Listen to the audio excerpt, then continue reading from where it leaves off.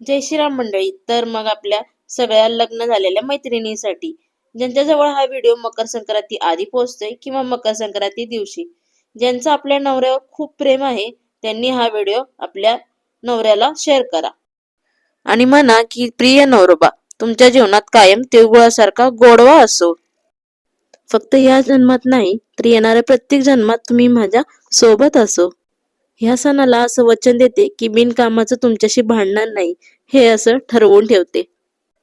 जेव्हा पण मी तुम्हाला त्रास दिला असेल, या मकर संक्रांतीची भेट म्हणून मला माफी असते.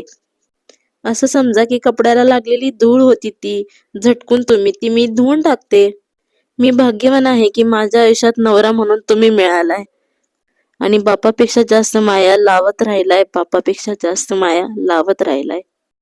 बाकी मंडळी, आपली भोगीची रेसिपी आवडली असेल तर आपल्या इंस्टाग्राम प्रोफाईलमध्ये यूट्यूब चॅनलची लिंक आहे, त्या लिंकवर जाऊन क्लिक करा आणि यूट्यूब चॅनलला सबस्क्राईब करा, जेणेकरून आपल्याला भोगीची डिटेल रेसिपी भेटून जाईल.